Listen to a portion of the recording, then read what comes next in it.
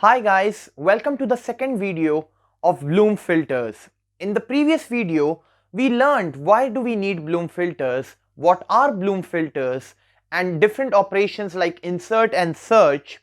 And then we also talked about some advantages of Bloom filters. In this video, we are going to dive deeper into the property of false positives in case of Bloom filters, where we will do a probability computation, and we will also talk about those factors that affect the probability of false positives in case of Bloom filters. Do watch this video till the end, because at the end of this video we are going to discuss some of the most interesting applications of Bloom filters in some of the big tech giants like Google and Facebook, right? How Bloom filters are used in those tech giants, right? If you have not watched my previous video of Bloom filters, you can go and watch it. I'll provide the link to that video in the side button. So now let us start. So as you can see, this is a bit array and the length of this bit array is 12 because it is starting from index 0 up till index 11, right? So n over here is 12 and k I have taken as 2. That implies that even in this example I'll be considering only 2 hash functions. You can have more number of hash functions, but for simplicity I'm taking only 2 hash functions. And these are the elements that I have to insert in my bit array or my Bloom filter, that is brown, pink and green. These 3 words I have to insert in this Bloom filter, okay? We have already learned the insert operation. So what we do in the insert operation, we find out the hash values or the h1 and the h2 for all those words that have to be inserted. So I'll write down some random values as the output of these hash functions for each of the words that have to be inserted, right? Suppose the h1 hash function gives the output as 5 in case of brown, and h2 hash function gives output as 6 when we talk about brown, right? So in that case what I do, I go to this index 5 and I change the value from 0 to 1, right? I change the bit value from 0 to 1. Same I do in case of the index 6. So I go to index 6 and I change the bit value to 1, right? I ensure that the bit value at this index should be 1. So it was 0, so I changed it to 1, right? So the same thing we will do in case of the second word, pink, okay? So h1 of pink is suppose 10, okay? I'm taking random values, 5, 6, 10. There is no logic behind taking these numbers, okay? I'm just taking random values. And h2 of pink comes out as 5, okay? Suppose h1 of pink is 10 and h2 of pink is 5. So in that case I'll go to index 10. So this is my index 10 and I'll ensure that the bit value at index 10 should be 1. Here it is 0, so I'll change it to 1, okay? Same I'll do in case of this output value 5. I'll go to index 5 and I'll ensure that the bit value at index 5 should be 1. It is already 1, right? So I need not make any change over there. So now let us insert the third element, that is green, right? Suppose these are the hash values or the hash output values that I get for green, that is 0 and 9. For h1 it is 0 and for h2 it is 9. So I go to this index 0, okay, and I ensure that the bit value at index 0 is 1. But here the bit value is 0, so I change it to 1, right? We are just performing the insert operation. And then I also go at index 9 and I ensure that the bit value at index 9 should be 1. This is my index 9, so I change the bit value to 1, right? So I've inserted all these 3 elements, and in this case our m, that is equal to the number of inserted elements, is 3, right? So we can insert more number of elements, but now I have just inserted 3 elements. So we have already seen all this in the previous video. So now we will come to false positives, or how do we do probability computation in case of false positives, okay? Using the same Bloom filter and the same example. Suppose we want to search the word blue in this Bloom filter, right? We want to search this word blue, that is this word blue present in this Bloom filter or not. So I have already explained the search operation. What do we do in case of search operation? We find out the hash values h1 of blue, right, and h2 of blue, and we look at those indexes, here we will get one value and here we will get one value. Those value are the indexes where we look at, and if we see that the bit value at all those indexes is 1, that will imply that blue is present in our Bloom filter. If any of the bit values at any of these indexes is 0, that means blue is not present in the Bloom filter. So now let us understand the probability of we receiving a false positive by this Bloom filter, right? So rather than looking at the probability of false positive, let me look at the probability of we not receiving a false positive. That is the probability of we not getting a false positive when we are doing this search operation, when we are performing the search operation for the word blue. What is the probability that we will not get a false positive? Okay, so now I want your complete attention over here. So now let us try to understand that what will be the situation or what will be the conditions that we will not get a false positive. So for us to not get a false positive, this h1 of blue that we receive over here, this output value, let us call it I, and this h2 of blue, let us call it j. Okay, so for not having a case of false positive when we perform this search operation, we need that this I should not be equal to any of these values, 5, 10, 0, 9, 5, 6. It should not be equal to any of these values, right? That is when we will not get a false positive, right? So now let us just look at h1 of brown, right? So what is the probability of h1 of blue, what we are calling as I? So what is the probability of h1 of blue being not equal to 5? So we are basically saying what is the probability of I, because I am calling my h1 of blue as I, what is the probability of I not equal to 5? So I can be anything except 5, and we know that the range of this hash function or the output value that we get from this hash function is in the range of the bit array length. So it can range from 0 to 11, and we don't want that value to be 5. So it can be any value except 5. So we can say that the probability of I not equal to 5 is n minus 1 upon n, right? Because our bit array length is n, and the value of I can be anything except 5. So we have got n minus 1 number of options, as we don't have the option 5. We don't want I to be equal to 5, right? So that is this case, right? Here I've just talked about h1 of brown is equal to 5, right? Now what is the probability of I not being equal to 6, right? We are going to check for each of these 6 values, because that is only when we can determine the probability of we not getting a false positive, right? So what is the probability of I not being equal to 6? So the probability of I not being equal to 6, so I can be anything except 6. I can be anything except 6. Again, the probability of that is n minus 1 by n, right? That is the probability. So this I should follow both these conditions at the same time, that I should not be equal to 5 and I should not be equal to 6, right? So basically I should follow this for each and every of these values, right? For 10, 5, 0 and 9. So I should not be equal to 10, I should not be equal to 5, I should not be equal to 0, I should not be equal to 9. So how do we write this down in order to determine the probability of we not having a false positive?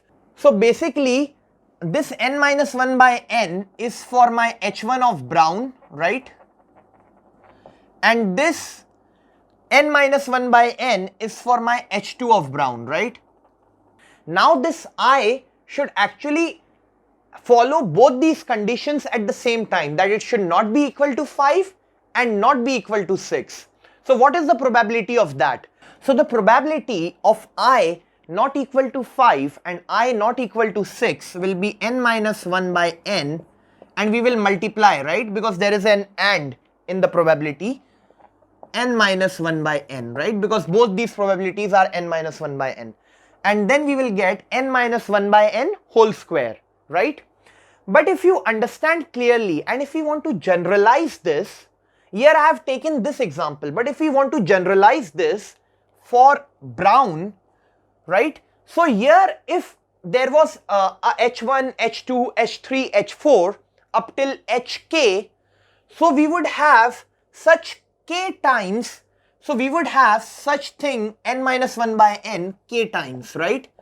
If there were more number of hash functions, we would have this n minus 1 by n more times, or it will be equal to k times, because the number of hash functions is equal to k, right? Here k is equal to 2, that is why we are having just two terms, n minus 1 by n first term and the second term n minus 1 by n. So this would have been k times, repeated k times. So we can generalize this by writing it as n minus 1 by n raised to k, right? So this n minus 1 by n whole raised to k is actually the probability that my I is not equal to any of the hash values that I have got when the input was Brown. Okay, very simple. Here I am just referring to the first word, that is Brown. Okay, so now if this condition is true, if this is true, again there might be a possibility of false positive. If my I is equal to 10 or it is equal to 5, again there might be a possibility of false positive. But here we are finding out the probability of not having a false positive, right?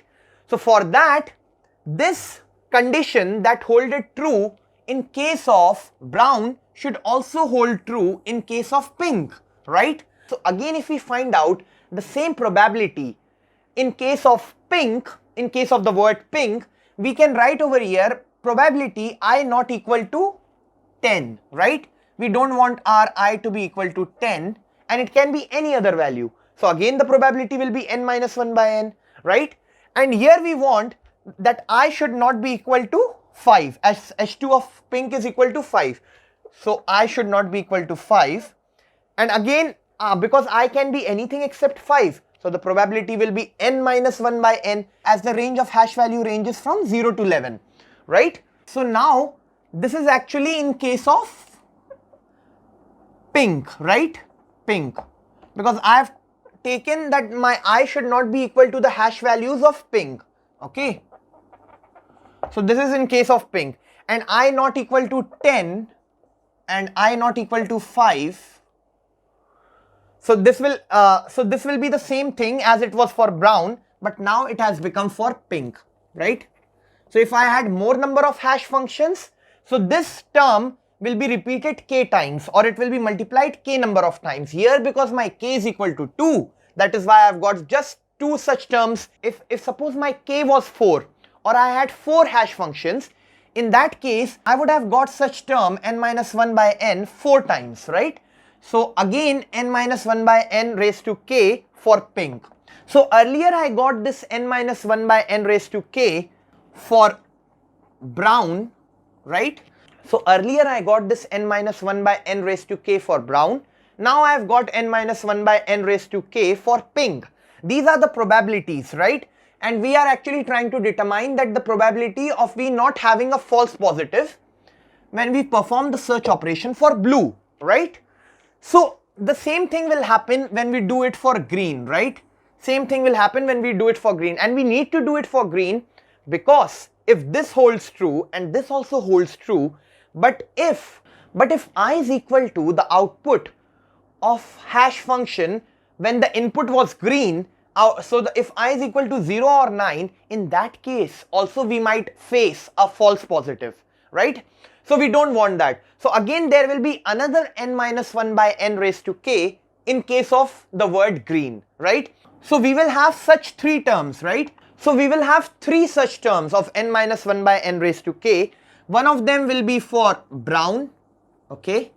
One of them for Pink, and one of them for the last word, that is green, right? So I have done a multiplication over here, as all these should hold true at the same time. I should not be equal to any of these 6 values, right? Now as you can see here, I had just 3 words, that is brown, pink and green. If suppose I had more number of words, right? So what would have happened? This term n minus 1 by n raised to k would have gone until how much times? Those number of times, those many words I have. So this n minus 1 by n raised to k, how many such terms I would have had? They would be equal to m, because my number of terms or the elements that I have inserted over here are 3. That is why I have got just 3 such terms. But suppose if I had more than 3 terms, around 10 terms, so this n minus 1 by n raised to k would have been repeated or multiplied 10 number of times, right? So I can generalize this n minus 1 by n raised to k. So these terms will be repeated how many times? They will be repeated m times, or the number of times equal to the number of elements that I have inserted in the Bloom filter. So the number of inserted elements are 3 in this case. That is why there are just 3 such terms of n minus 1 by n raised to k. So to generalize this, I can write it as n minus 1 by n raised to km, right? Okay, because there can be m such terms of n minus 1 by n raised to k, right? And all of them are multiplied with each other. So this was the probability of not getting a false positive when we do the search operation for the word blue, right? But we need to find out the probability of getting a false positive. So as you know, the probability of getting a false positive will be 1 minus the probability of not getting a false positive, right? So the probability will be 1 minus this probability of not getting a false positive. So this thing is n minus 1 by n raised to km, right? So this is the probability of getting a false positive, right? That is 1 minus n minus 1 by n raised to km, right? But just try to understand one thing, that in this entire term, we have only considered h1 of blue or I, right? Everywhere we were trying to calculate the probability of I not being equal to h1 of brown, of I not being equal to h2 of green, right? In such a way. So we never considered j. But even our j or h2 of blue, if it is equal to any of these values, it can also cause a false positive, right? So we even need to take that into consideration. And the entire calculation will be symmetric as it was in case of I, it will also be in case of j. So there will be, so this term was basically for I. And then we will multiply another term exactly same, n minus 1 by n raised to km, right? We will have another such term which will be for j, or the h2 value of blue, right? Now suppose if there were more number of hash functions, here we have got just 2 hash functions, that is why we have just 2 values I and j. There might have been a k, l, m, n, depending on the number of hash functions we have. And all those values should not be equal to any of these values if we want to determine the probability of we not getting a false positive in this case, right? So there can be, rather than being just a multiplication of 2 terms, we can generalize this and write it that there can be k such terms, or the number of terms will depend on the number of hash functions. In this case, the number of hash functions is 2, that is h1 and h2. That is why there are only 2 such terms. So if we generalize this, it will be 1 minus n minus 1 by n raised to km whole raised to k, right? So finally, this is the probability of false positive, right? So now let us look at those factors that affect this probability. So this is the probability of false positive that we derived, okay? And just to remind you, n is the bit array length, m is the number of inserted elements, and k is the number of hash functions in our Bloom filter, right? So now let us see the factors that affect the probability of this false positive, so that we can determine that which of these values we need to increase and which of these values we have to decrease in order to get as minimum false positive as possible in our Bloom filter, right? So first, let us look at n, or the bit array length. So if you clearly notice, this n minus 1 by n can also be written as 1 minus 1 by n, when we actually divide this n with the numerator, with each of the terms in the numerator. So this can be written as this 1 as it is, and this 1 minus 1 by n km raised to k, right? It can be written in this way. Suppose our n is very large, right? Or we have a very large bit array length. So in that case, this 1 by n will approximately be equal to 0, right? So this 1 minus 1 by n, so 1 minus 1 by n, as this part is 0, 1 by n is 0, so this will be approximately equal to 1, right? So I can write this 1 minus 1 by n as 1, right? So this will again be reduced to 1 minus 1 raised to km raised to k, right? As n is very large, so 1 by n will be approximately equal to 0, and this 1 minus 1 by n will be approximately equal to, it will approximately be equal to 1, right? So I can write it in this way. Now 1 raised to anything is 1. So this is actually an approximation, right? That is why I am drawing this symbol. And then this again will be approximated as 1 raised to anything is 1. So this will be 1 minus 1. So this entire inner term will be 0, and this will be 0 raised to k. So that will be approximately be equal to 0, right? So all these are approximations. I have considered my n to be very large, or my bit array length to be very large, and I got my probability of false positive as 0. That means that if my bit array length is very large, so there are very less chances of a collision in case of search operation, right? So in such a case, our probability of false positive will approximate to 0. So I can write my probability of false positive. So as my n increases, the probability of false positive decreases. So it is inversely proportional to my bit array length, right? I can write this. Now let us look at another factor, that is m, or the number of inserted elements. How does this affect the probability of false positive? So suppose we increase m, okay?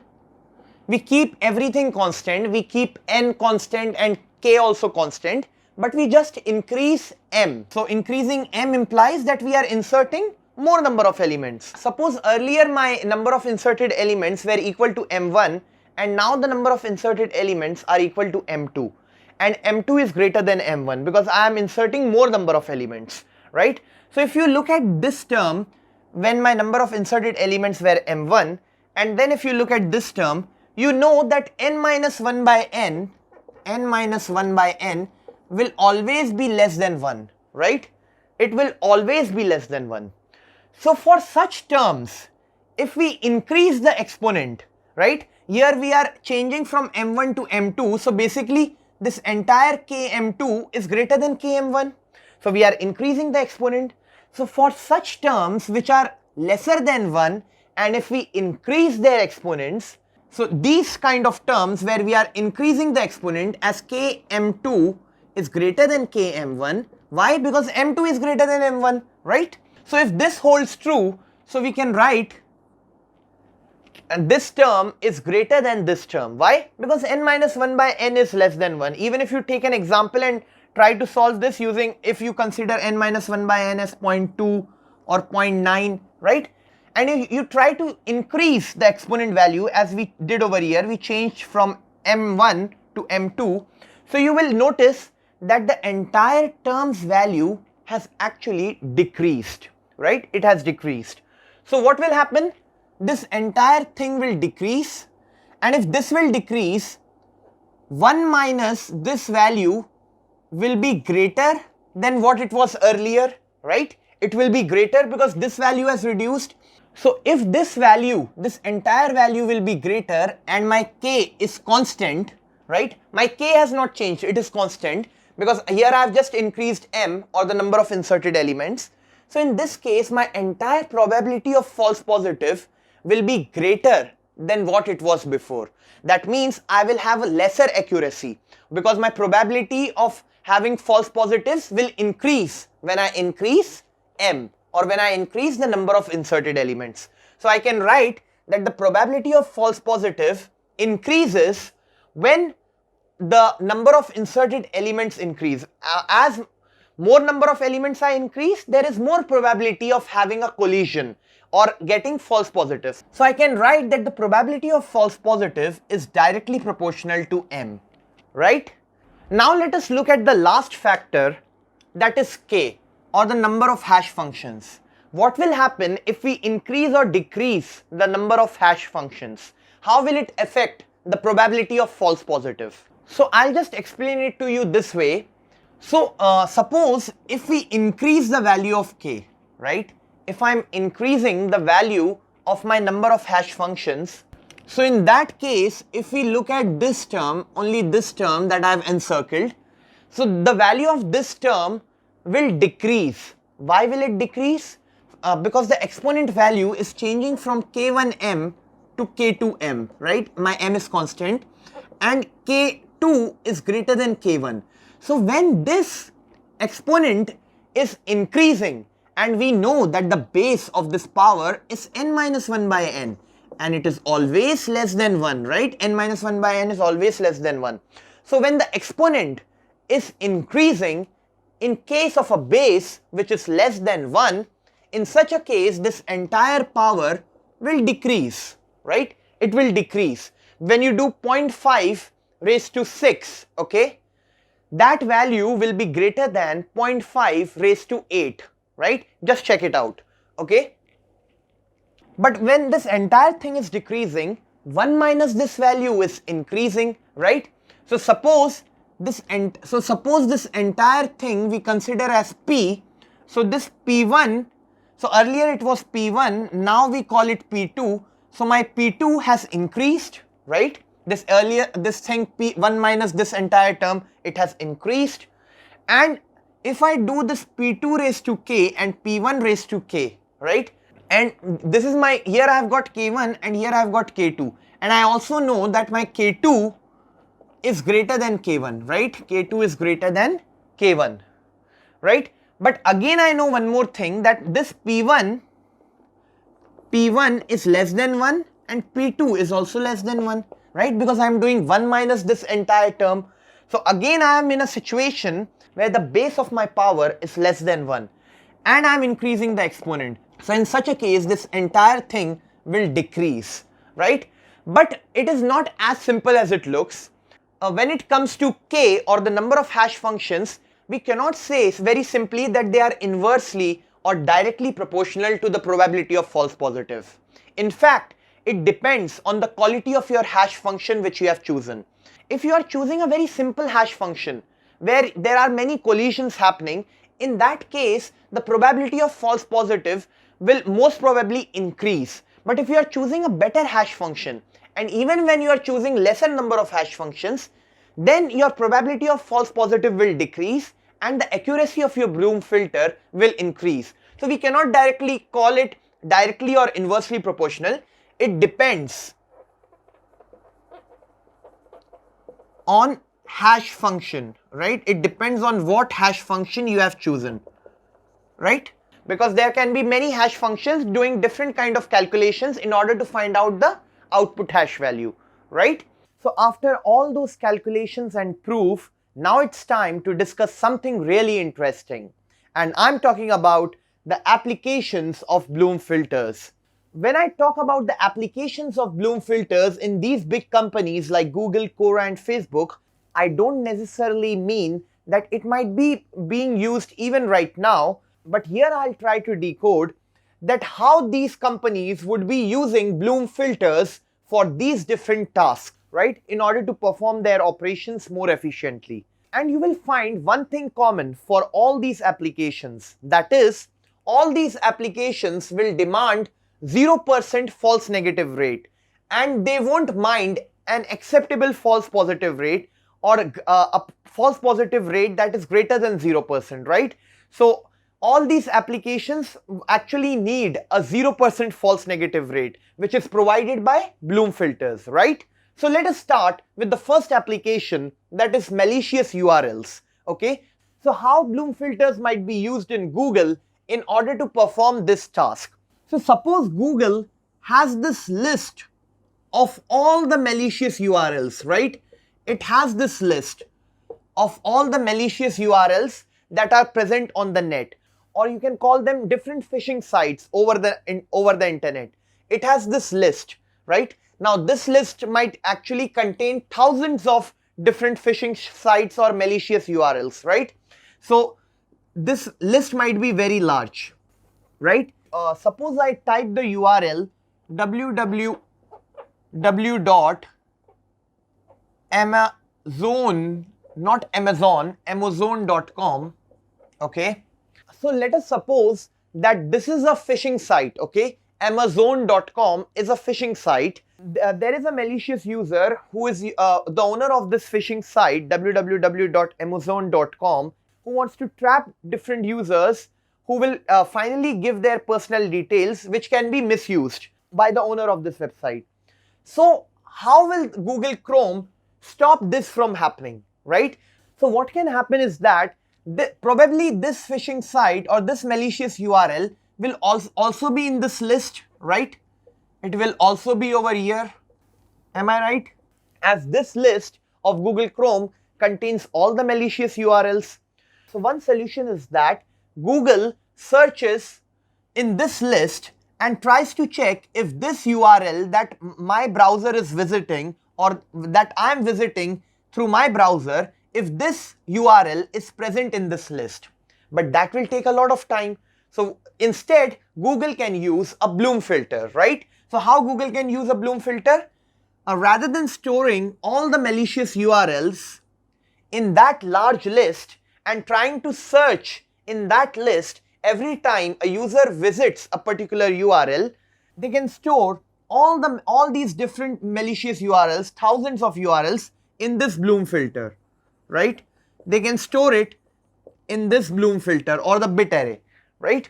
So suppose if I visit this website will be given as input to some number of hash functions. Let us call them k number of hash functions. So I'll calculate the hash value by taking this URL as input in h1 until hk, and suppose I take only 2 hash functions and I get the value as 6 and 3. So I'll check the bit value at index 6 and at index 3. If suppose at any one of these indexes I get the bit value as 0, right? At any one of these, suppose at index 3 I get as 0 and index 6 I get as 1. In that case, this implies that this website is not present in the list of malicious URLs. That means it is a secure website, right?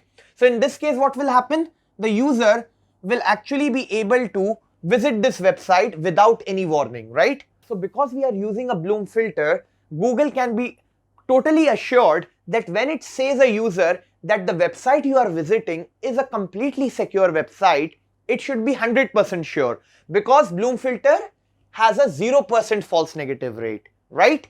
So you can consider this as one of the applications where we are actually, rather than looking at this entire list, which is very large and also using a lot of space, we are looking at this Bloom filter in which we have inserted all the malicious URLs, right, in this bit array. So Google can provide the warning of a malicious URL to a browser in a more efficient manner if it uses Bloom filters, right? So this was the first application of malicious URLs used in Google. The second application of Bloom filters is related to story recommendation, what we see in Quora, right? If you have used the Quora app or the site, what you see is that different people post stories, right? That there are millions of users and different people post stories at different times, right? Suppose let us consider user 1, user 2 and user 3, okay? And let us consider that all these users have their own Bloom filters, okay?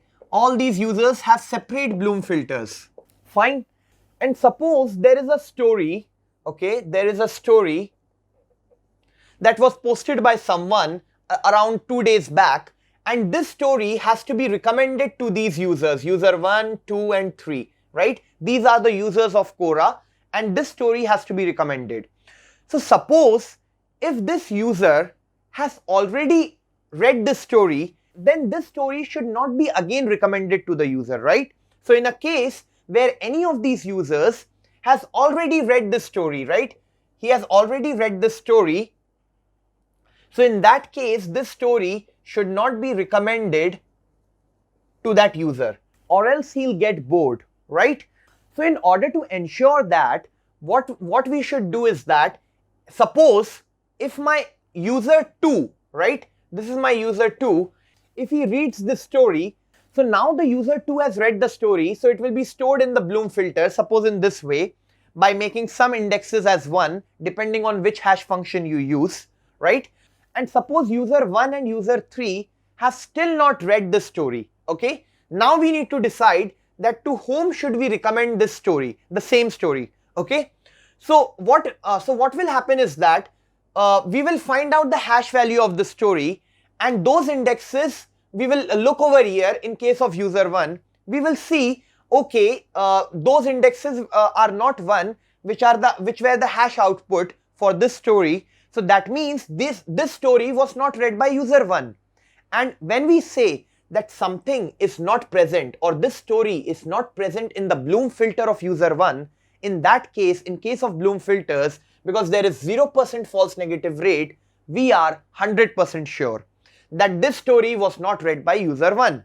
So we will recommend this story to the user 1, because we are 100% sure that user 1 has not read this story, okay? But what about user 2? Okay, in case of user 3 also the same thing will happen as in case of user 1.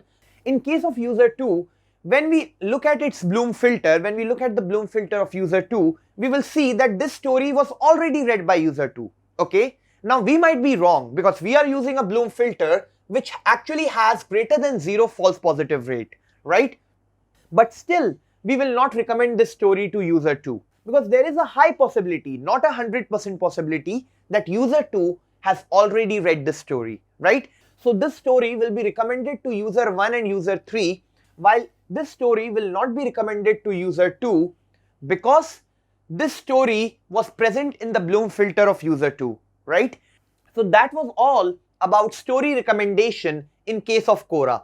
So actually the same principle is also followed in case of Medium, where different blogs are recommended to you. So only those blogs will be recommended to you which are not read by you until now, which you have not read until now.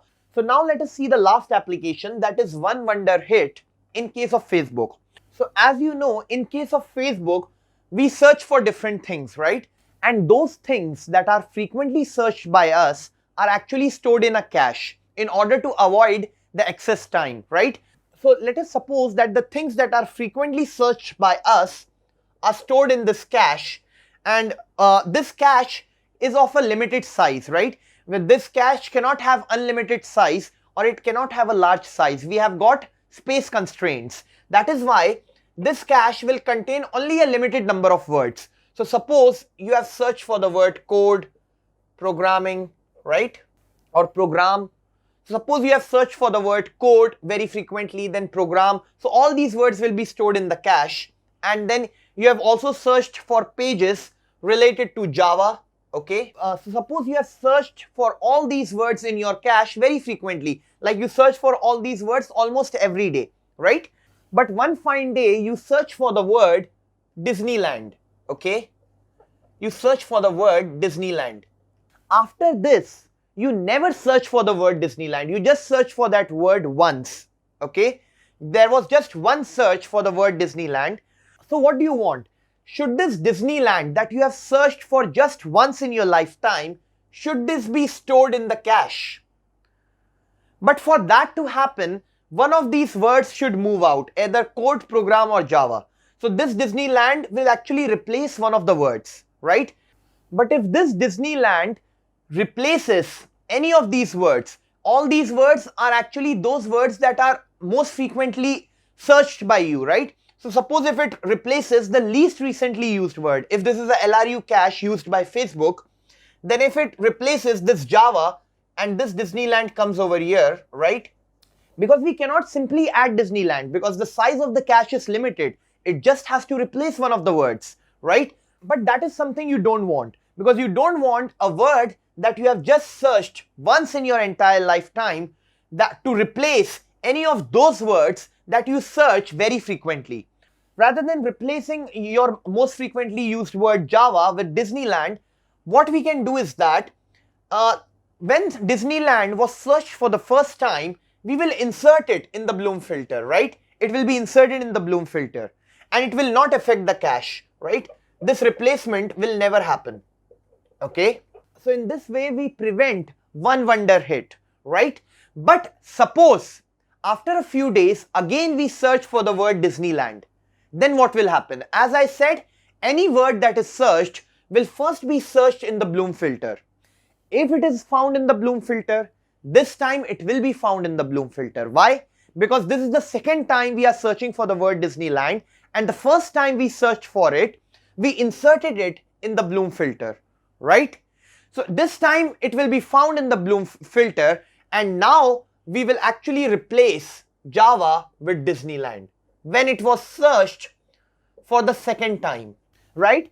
So now there is no harm in replacing Java with Disneyland because we are actually more interested in this word or in this theme.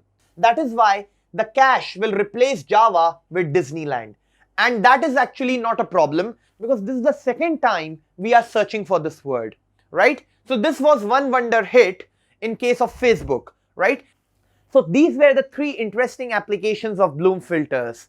Until now, in the previous video and in this video, we have learned almost each and everything about Bloom filters. So before finishing off this topic, I have just one question from you. Why can't we perform delete operation in Bloom filters? Or what is the drawback of performing delete operation in Bloom filters? I want you to write down the answer of this question in the comments.